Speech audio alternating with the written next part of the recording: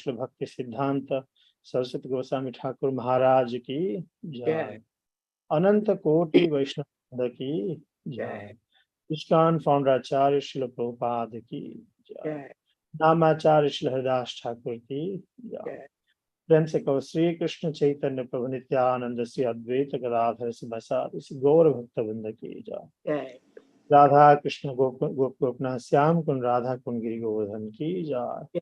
मथुरा वृंदावन धाम की जय। पुरुषोत्तम क्षेत्र से जगन्नाथपुरी धाम की जय। श्री राधा शरद बिहारी की जय।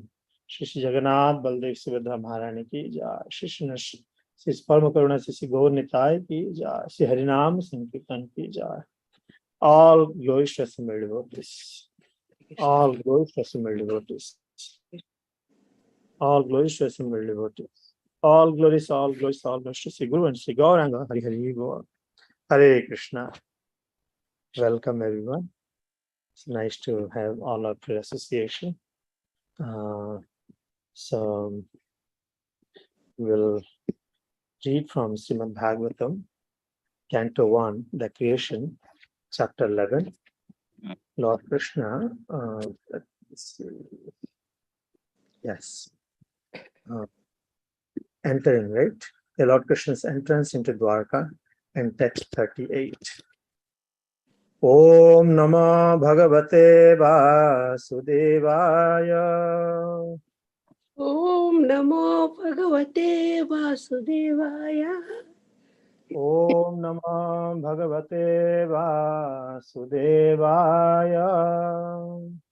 Om Namo Bhagavate Vasudevaya. Om Namo Bhagavate Vasudevaya. Om Namo Bhagavate Vasudevaya. Narayanam Namaskritam Chaiva Narottamam Devim Saraswati Vyasam Tato Jayo Mudiraye Nashtaprayesu Bhadresu Nityam Bhagavata Sevaya Bhagavate Uttama Sloke Bhaktir Bhavati Naistiki. So, let's recite this. Etadisa namisasya prakritistopi tadgunai na yujyate sadatmaste yatha buddhi stadashraya. Etadisa namisasya prakritistopi tadgunai na yujyate sadastaste yatha buddhi stadasraya. Etadisa namisasya prakritistapi tadgunai na yujyate sadatmaste yatha buddhi stadasraya. Please recite. Etad ishanam ishasya prakriti stopi tadgunai na yujyate sadatmastair yatha buddhistadashraya.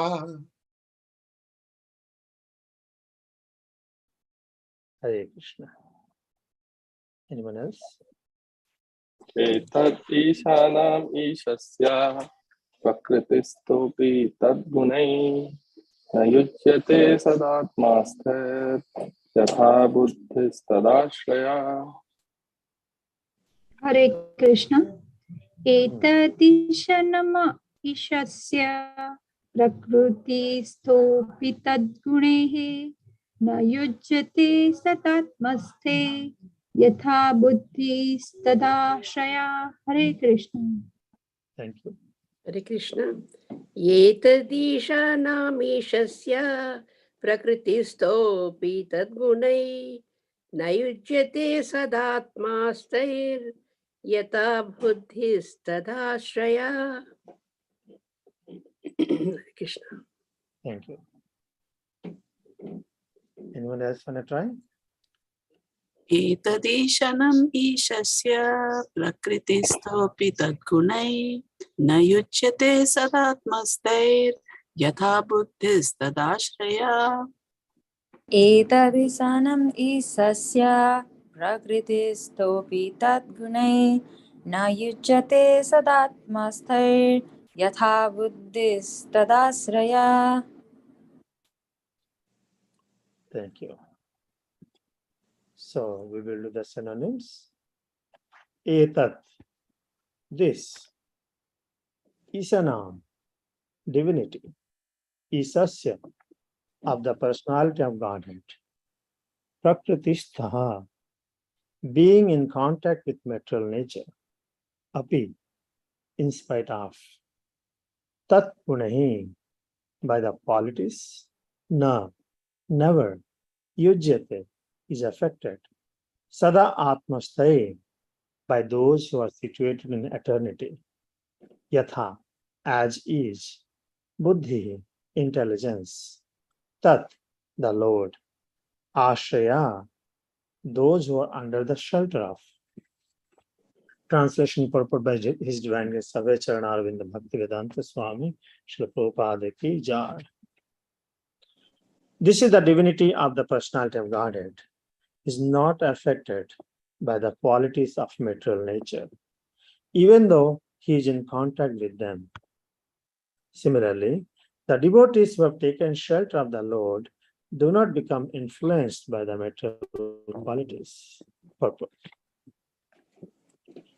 In the Vedas and the Vedic literatures, Shruti and Smriti, it is affirmed that in the divinity there is nothing material.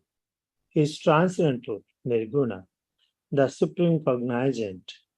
Hari, or the personality of Godhead, is the supreme transcendental person situated beyond the range of material affection.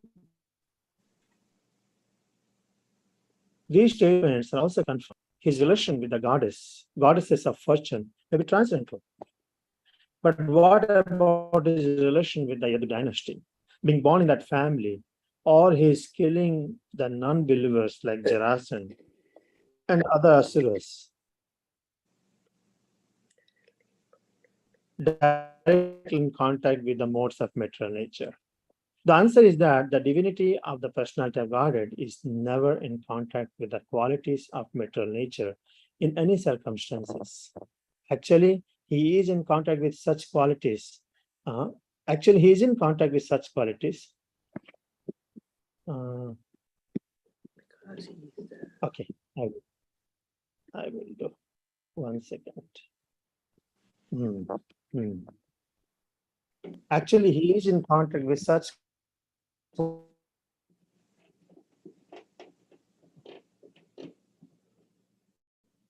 Is better? I can improve a little bit more. Mother Savalada, please suggest. Is my voice audible? Yes, sometimes it is breaking up, but it's trying to catch up after the breakup. So we're not missing out, but it might be better with the camera turned off. It is, yeah. I had to ask my son to turn off his video. So, okay. I hope it'll improve now. Okay. So, going back,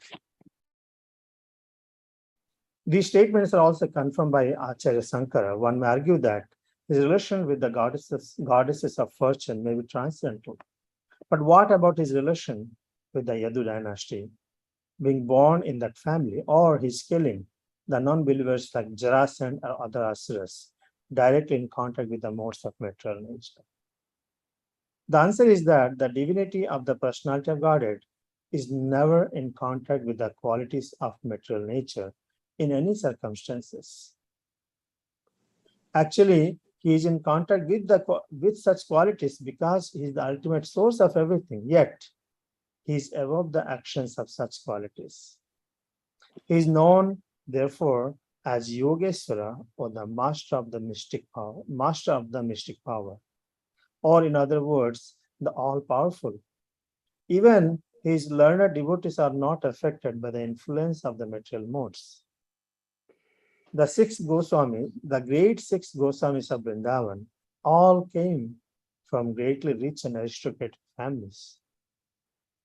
But when they adopted the life of mendicants at Vrindavan, superficially they appeared to be in wretched conditions of life. But factually, they were the richest of all in spiritual values. Such Mahabhagavatas, or first-grade devotees, although moving amongst men, are not contaminated by honor or insult, hunger or satisfaction, sleep or wakefulness, which are all resultant actions of the three modes of material nature. Similarly, some of them are engaged in worldly dealings, yet are unaffected. Unless these neutralities of life are there, one cannot be considered situated in transcendence. The divinity and his associates are on the same platform. The divinity and his associates are on the same transcendental plane, and their glories are always sanctified by the action of Yoga Maya or the internal potency of the Lord. The devotees of the Lord are always transcendental, even if they are sometimes found to be fallen in their behavior. The Lord emphatically declares in the Bhagavad Gita 9.30 that even if an unhallowed devotee is found to be fallen due to a previous material contamination, he is nevertheless to be accepted as fully transcendental because of his being engaged, sent person in the devotional service of the Lord. The Lord protects him always because of his rendering service unto him. And the fallen conditions are to be considered accidental and temporary. They will vanish in no time.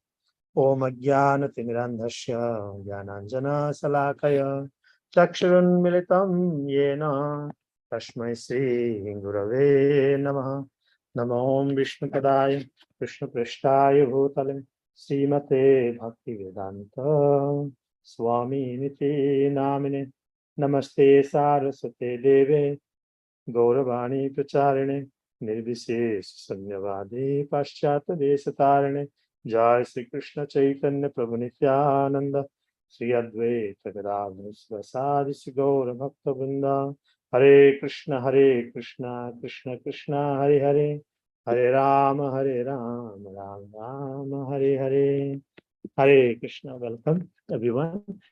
I seek blessings of all the assembled Vaishnavas and senior Vaishnavas, their permission, and to summarize on this transcendental subject matter. Vishnu Gada Prabhu, Kavila Prabhu is there, and other Golokanand Priya Mataji, Acharya Prabhu is there. Thank you so much. Please show your mercy, and everybody that I can purify. Very beautiful chapter. Etadisanam isasya prakritistopi tadgunai na yujyate sadatmastar yatha buddhistad ashaya. Now here Sutta Goswami actually speaking this. Sutta Goswami is speaking here. The title is Lord Krishna's Entrance to Dwarka. I know we have been reading for several weeks, but when we read the whole chapter in one shot, we can see the activities of the Supreme Lord and his relationship with the devotees. So basically, the actions, the activities of the Lord and his devotees. How beautiful! One activity he left. When he left the Pandavas, Hastinapur, how the devotees were feeling separation, by making him seeing off. Another activity is when he enters into the entrance of Dwarka. Sutta Goswami very nicely described the scene, the beautiful description of how he entered. So as he enters, he blows his conch shell. the conch shell is blown. Sometimes Lord Krishna blows the conch shell to warn to miscreants also for the war. And here the conch shell is blown, to inspire his loving devotees that he has come. The same sound has two different effects. The devotees are feeling so joyful, inspired by hearing this conch shell sound. It says that for so long they were separated from Lord Krishna, and as soon as they heard, they rushed to meet and greet Lord Krishna. And we had a very nice description of how they received.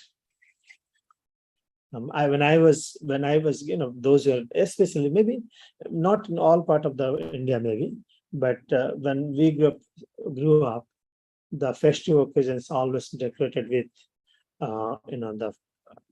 the banana plants, mango leaves, water pots, and especially it was in Orissa also. When some occasion happens, some auspicious occasion happens, when Harinam used to proceed on the streets, you will see the residents used to decorate their verandas with rangoli and put water pots in front of it. Anyone has such experience, seen that kind of Vedic culture? Now I don't see it much, but when I grew up, I saw it. Do you all recall anything in India? How the reception was done for such festive occasion? Anyone has some Yes, knowledge? that's how we did it also. Mango leaves, banana. You did, right? Yes. Yeah, we Mm. did that also with mango leaves and banana. Very nice, very nice. Actually, it has its own potency, its own purity, and it really changes the whole atmosphere, pure atmosphere. But unfortunately, I don't see it, to be frank to you. I don't see it, how the time is changing. We may see in different way now, they decorate with balloons. But here's the 5,000 years old description, how the Lord was received, with nice auspicious elements, unbroken rice, cow dung, curd pots, and bugles, different kind of sounds. And now, because the Lord Krishna is royal family and he was received with elephants, those who went to Udupi temple, they may have seen. I happened to spend some days in Udupi temple area for several years back for some occasion. I saw every evening these people did, the devotees over there, they did a ceremony every evening. The Lord would come out from the temple and they will take in an elephant on that. He will sit on the elephant and they will have procession. It's gorgeous. Every evening they could do it. How they could afford? They could do it. I don't know. Still, they may be doing. So these are the Vedic cultures. It used to be, and this is the way the Lord is treated and served. Now, more important point we wanted to stress is that this is a glimpse of the spiritual activity which happens in Vaikuntha also. Is the activity, the service between the Lord and his devotees. How the devotees serve the Lord, and how the Lord reciprocates. And on some of the prayers the devotees offered, very heartful prayers. They said that, if you live for a long time, it's a genuine, it's not a flattering prayer. If you live away from us for a long time, how will we survive? In your absence, how is it possible for us to survive? And Prabhupada writes, the residents of Dwarka were not an ordinary persons. They were perfected souls. After many lifetimes, also, because of sadhana, and they're perfected. They've developed that highest form of love, pure form of love for Krishna. So this whole chapter gives a very nice, elaborate glimpse of a spiritual world, because Dwarka is none other than the spiritual world. So we can see the activities of the living entities with devotees in union and separation. And all these living entities in Dwarka, it appears that because they have attained this transcendental quality, when I meant to say they attain means they're purified. The transcendental qualities of living entities, which is free from any material tinges. During sadhana and siddhi. In sadhana stage, we try to practice to attain. In siddhi, perfection stage, it becomes a natural attachment. It becomes a natural ecstasy to see and to serve the Lord. Now, the Rupa Goswami, Sutta Goswami, while narrating this subject, especially this verse, he explains. Let me share it. 38, right? Yeah. 1 second, please. Yeah, he said, this is begins saying, this is the divinity. This is the divinity of the personality of Godhead. Now, what is referring to? This is the divinity of personality of Godhead. He is referring to the Lord's reciprocation. Thank you. He's referring to the previous verses where Sutta Goswami is explaining how the Lord is been reciprocating with his devotees. When he meets with the queens of Dwarka, the queens of Dwarka is described as even the Kamadev. What do you call? What do you call Kamadev? Cupid. Yeah. Even Cupid himself fails by seeing the beauty of all this, the queens of Lord Krishna. They're such beautiful. In spite of such beautiful queens Krishna had, and these queens, they try to always influence Lord Krishna. But Lord Krishna was never affected. It is said that they could not control by his beauty, by their beauty. They could not control Lord Krishna by their beauty. Rather, they could control Krishna only by their devotional service. Thus, beauty has nothing to do. Lord Krishna cannot be controlled, and that is the position of Lord Krishna, divinity. How is it possible? How is it possible? Because that's the transcendental nature of the Supreme Lord. He said this is not possible by even Lord Shiva, the other personalities. So this is the divinity of the personality of Godhead. He's not affected by the qualities of material nature, even though he's in contact with them. This is very important point to stress on.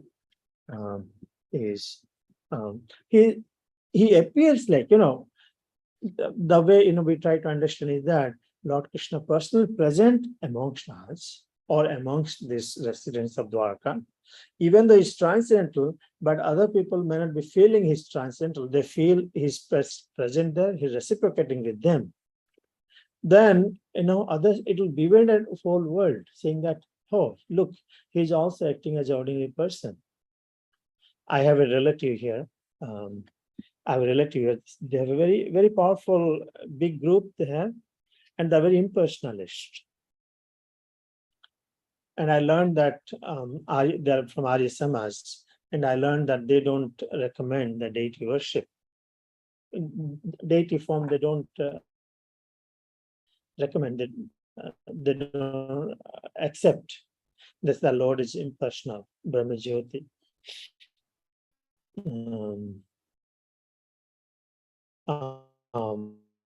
And they think that the is of the Supreme Lord once is material because he's taking birth. Sorry for is my internet is. Can you all hear me? Was it okay?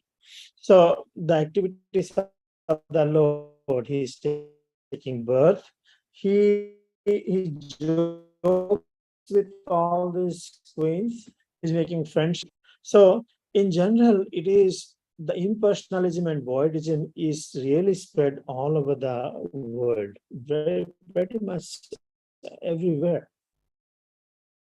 No one can understand the transcendental position of the Supreme Lord. The beauty of Prabhupada's books we can see is that when we read his books, actually we feel he's present. We are talking to him. We are seeing him eye to eye. We are seeing him. How is it possible? Because of this transcendental pure form of these books. On the other hand, the other people who are not in connection with divinity, they will not be able, they no chance they can understand and appreciate the transcendental activities of the Supreme Lord. So that's why here, Sutta Goswami begins, this is the divinity of the personality of Godhead. He's not affected by the qualities of material nature, even though he's in contact with them. So if you look at the purport here, what he's saying, in the Vedas and the Vedic literature, Smriti and Smriti, it is affirmed that in the divinity, there is nothing material. He is transcendental, the supreme cognizant. Hari is the supreme transcendental person situated beyond the range of material affection. These statements are also confirmed by Sankaracharya as well, even though he's an impersonal, Narayana Parabhyakta. I think that's what Prabhupada is referring to. One may argue that his relation with the goddess of fortune may be transcendental, but how about others? He's killing because the queens are none other than the Lakshmis. Queens are none other than the Lakshmis, unlimited Lakshmis they're serving. So one may say that maybe his actions coming in contact with the queens are transcendental, but what about others? He's holding the weapon, contacting this matter, these demons, because demons are materialistic, they're matter. The body is made of matter. How is he acting? So here he said that, Prabhupada said that, but what about his relation with the Yadu dynasty, being born in the family, his killing of non-believers like Jarasandha? The answer is that the divinity of the personality of Godhead is never in contact with the qualities of the material nature in any circumstances. That's what Prabhupada says. He's never in contact with the material nature in any circumstance. Then, again he writes, actually he's in contact with such qualities because he is the ultimate source of everything. So one way he says that actually he's in contact because the material nature is the energy of the Lord. Nothing in this universe is separate from the Lord. Whether appropriate, inappropriate, inferior, superior, good or bad, everything is within this Lord. The absolute nature, the manifestations of the Lord, we can see Panchatattva, how great philosophy, Achintya Veda philosophy was presented by Lord Chaitanya to understand the transcendental position of the Lord. Just knowing that Lord is transcendence is not enough. Also knowing that even though this material energy belongs to him, everything in him, still he is aloof from him. This is Achintya again, Achintya Sakti. He never comes in contact. It's not very easily to be understood by people. How is it possible? If everything in him, and how come he is separate from him? That is possible by his Yogeswara. Actually, he's in contact with such qualities because he's the ultimate source of everything. Yet he is above the actions of such qualities. He is known, therefore, as the Yogeswara or the master of mystic power. In other words, the all-powerful. even these learned devotees are not affected. Even his learned devotees, now his devotees are glorified here. His devotees, and Prabhupada begins saying, the 6 Goswamis of Vrindavan all came from greatly rich and aristocratic families.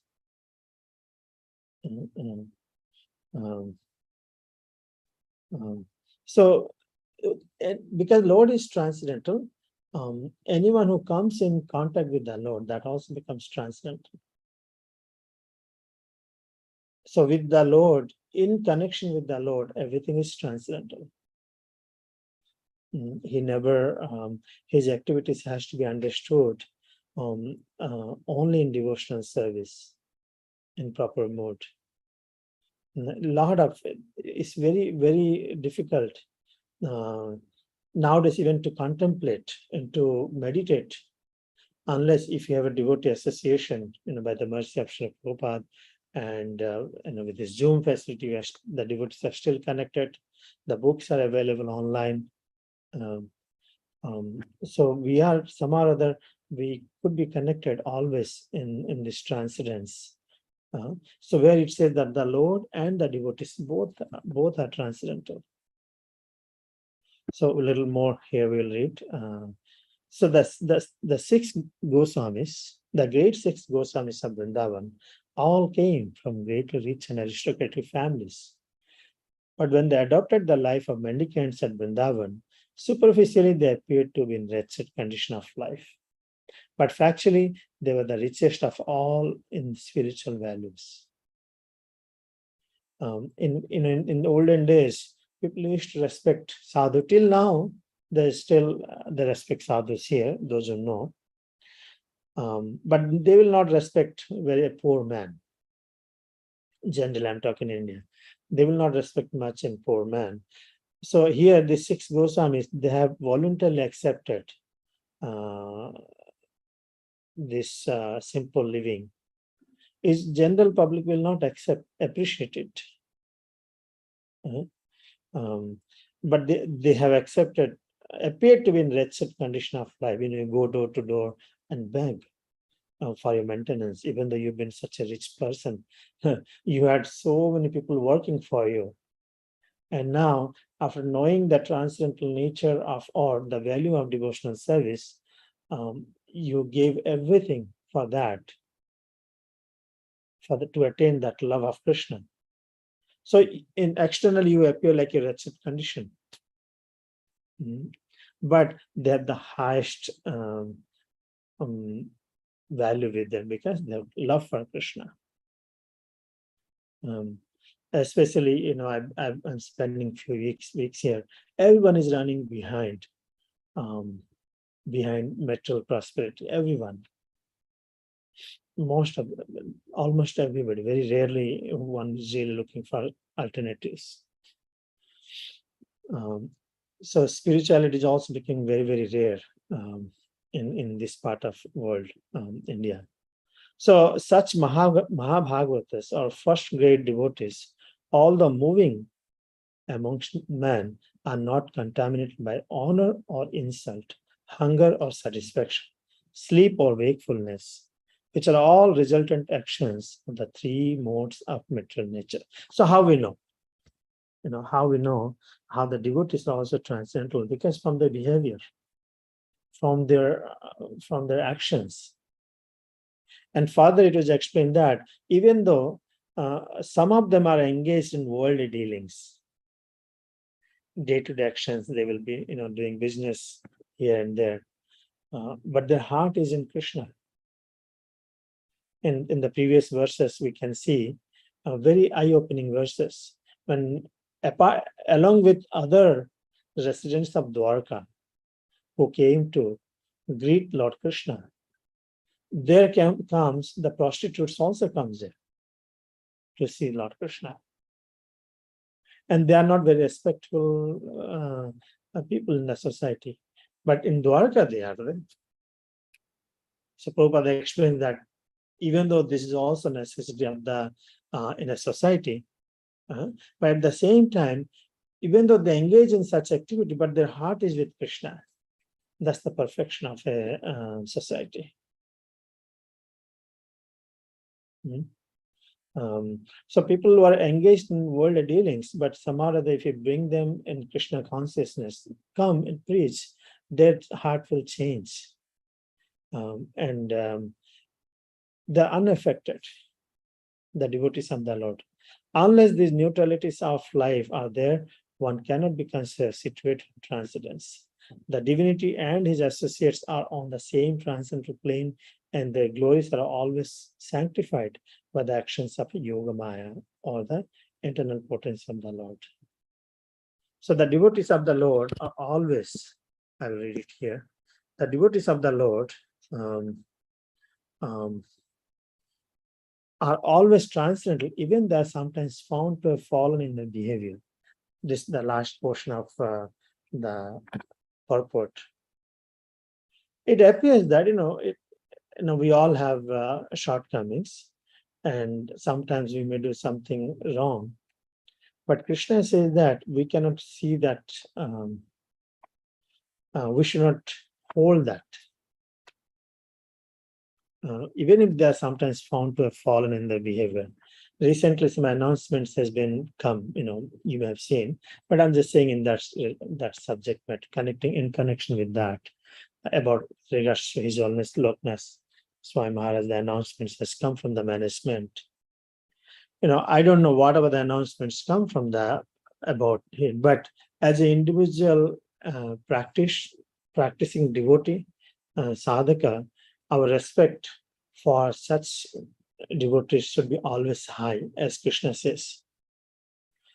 The Lord emphatically declares in the Bhagavad Gita 9.30 that even if an unalloyed devotee is found to be fallen due to previous material contamination, if fallen, and we don't know, still he is nevertheless to be accepted as fully transcendental because of his being engaged 100% in devotional service of the Lord. We should not be surprised that someone engages in material activity in this world. And we should be surprised that someone is constantly engages in spiritual activity. So this is the beauty of this movement, and this is the beauty of Krishna consciousness, and this is the beauty of this chapter, which is described by Sutta Goswami, Lord Krishna's entrance into Dwarka, and the vision how the residents and the Lord reciprocate each other in loving dealings without seeing minor faults. Very grateful. I would seek senior devotees or others, please share some more on this, please. Thank you so much. Hare Krishna.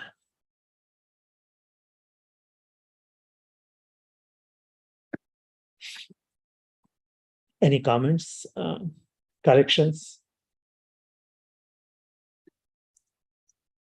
Hare Krishna, Acharya Prabhu, go ahead. Yeah, thank you. Hare Krishna, thank you very much, Prabhu. Yes, that whatever a devotee does, he can be respected. He's given facility in devotional service.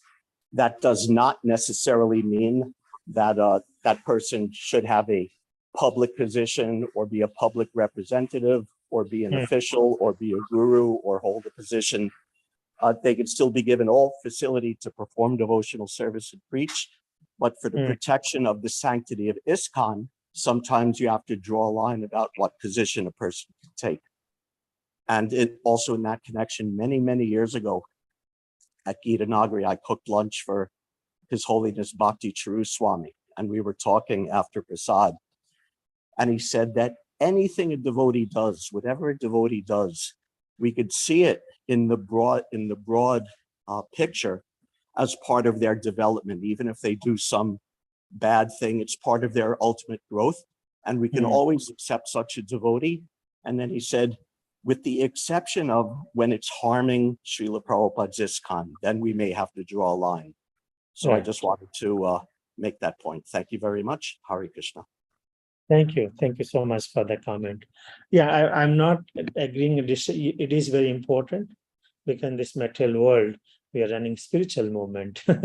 So we have to sustain that. And just wanted the other part, what is our role should be respectful to the Vaishnavas. Thank you, Acharya, for your kind addition. Thank you. Vishnugata Prabhu, you want to say something?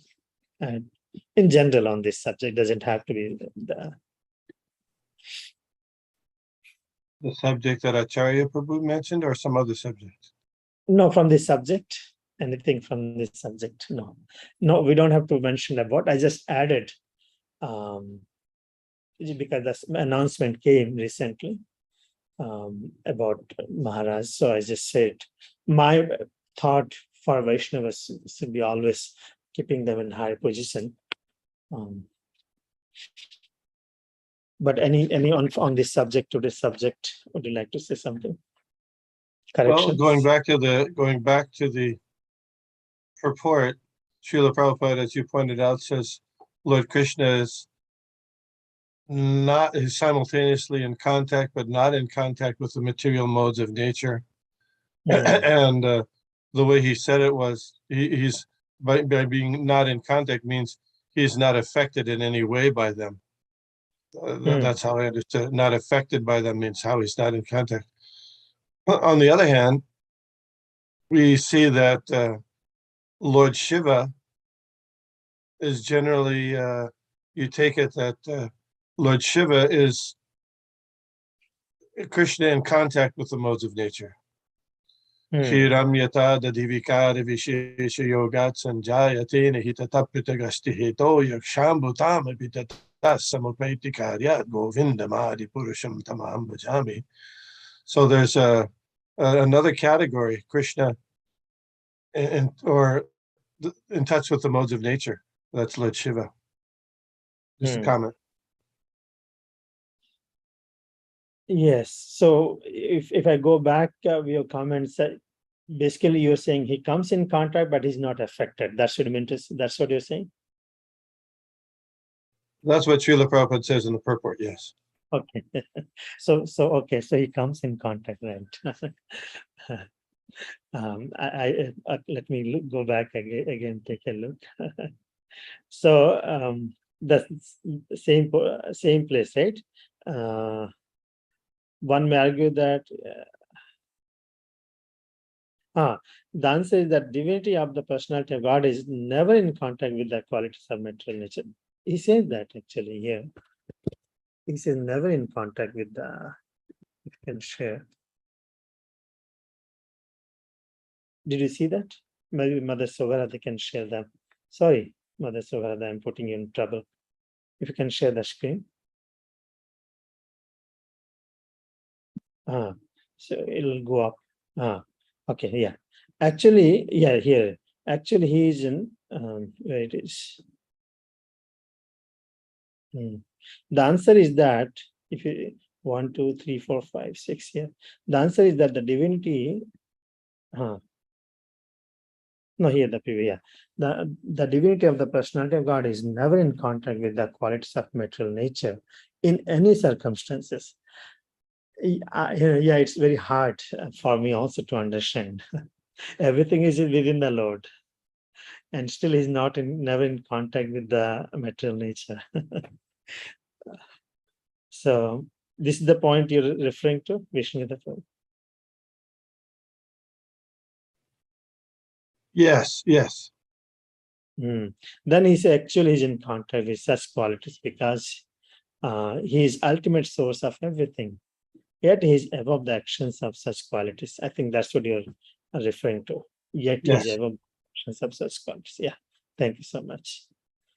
Any other corrections, additions? Thank you. Any other comments? Hare Krishna. Oh, Hare Krishna. Well, in the Bhagavad Gita chapter, the most confidential knowledge, and I think it's verse Maya Dakshina Prakriti. In the purport, Srila Prabhupada said, gives example, how Krishna You know, I can read it if you want. Yes, yes. And okay. He said, all the living entities are born under the glance of the Supreme Lord, take different bodies according to the past deed and desire. So the Lord is not directly attached to this material creation. He simply glances over material nature. Material nature is thus activated and everything is created immediately. Because he glanced over the material nature, there is undoubtedly activity on the part of the Supreme Lord. He has nothing to do with the manifestation of the material world directly. I think they gave the example also. This example is given in the Smriti. When there is this fragrant flower before someone, the fragrance is touched by the smelling power of the person. Yet the smelling and the flower are detached from one another. Okay, there's a similar connection between material world and the Supreme Personality of Godhead. Actually, he has nothing to do with this material world, but he creates by his glance and ordains. In summary, material nature without superintendence of the Supreme Personality of Godhead cannot do anything, yet the Supreme Personality of Godhead is detached from all material activities. Very nice. Thank you. That's a very nice analogy. Analogy of the fragrant flowers, yeah. And I think Vishnu also mentioned that he's in contact with Lord Shiva in the form of Lord Shiva. So there's a direct or indirect contact. Thank you. So, any other comments? Or should And we also, I was thinking the impersonalists, you were talking about Ayya Samaj. Actually, some of my close family, you know, like for my in-laws' family, they are Ayya Samaj, you know. But, you know, the Ayya Samaj is really, you know, I have still one uncle in England, Ayya Samaj. He's very, very strict, everything in his sadhana, and wake up 4 o'clock every day and do all kind of guru prayer and everything, but they never believe in any murti of Krishna. So, fortunately, you know, they think that Krishna is just a light, you know. Right. They have to meditate on the light. So it's very unfortunate for these people. And even they are doing so much austerity, but still they can understand Krishna. So in this regard, I think we are very fortunate, you know. Yeah, that's what whole Srimad Bhagavatam is meditating on the transcendental activities of the Lord. Well, if you meditate on his activity, he's the Supreme Person. Now you completely reject his personality is totally opposite. Then how can you relish the transcendental activities? How will one attain the spiritual abode? So it's very strong propaganda going on in many places. But we are glad that we are in association and we derive pleasure in hearing this activity. This whole chapter was very beautiful. How the Lord was received and served, the Lord reciprocated. I think that's what the living entity is looking for naturally. Thank you for Golokananda Mataji.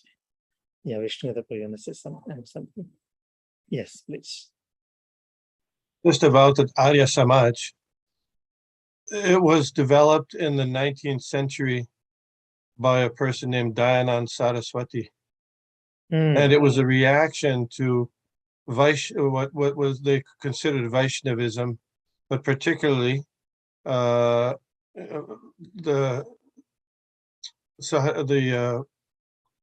Swaminarayan sect. He was so the Arya Samaj, they said, we're going to get right back to the original. We're not going to accept any of the Smritis. We don't accept the Puranas. We don't accept, any of the other, only the original 4 Vedas. And we'll only, we'll do, the main focus they have is on fire sacrifice. This fire sacrifice. Yes. Yeah. So we can argue there's verses from some of the oldest Upanishads that the Puranas and Mahabharata should be considered the fifth Veda, but they don't recognize that. Also, he wrote his book, which is has lots of added things which aren't in any Veda, is called the Satyartha Prakash. And in that book, he describes doing fire sacrifices and ultimately to go into the Brahma Jyoti. And after being liberated into the Brahma Jyoti, you'll stay there for 33 million years and then come back.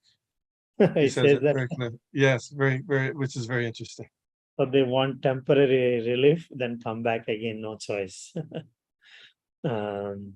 So if I heard correctly, you said that it's manifested after Swaminarayan's?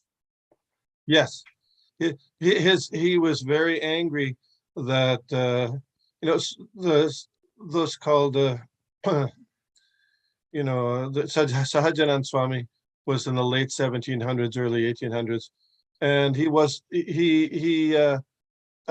took on the dress more of, sannyasi has very simple dress, but he dressed very elaborately with a crown and sometimes and flowers and stuff like that. So not only him, but different Vaishnav sects that were loose, the same kind of reaction that Bhaktivinoda Thakur had, that the Vaishnavas were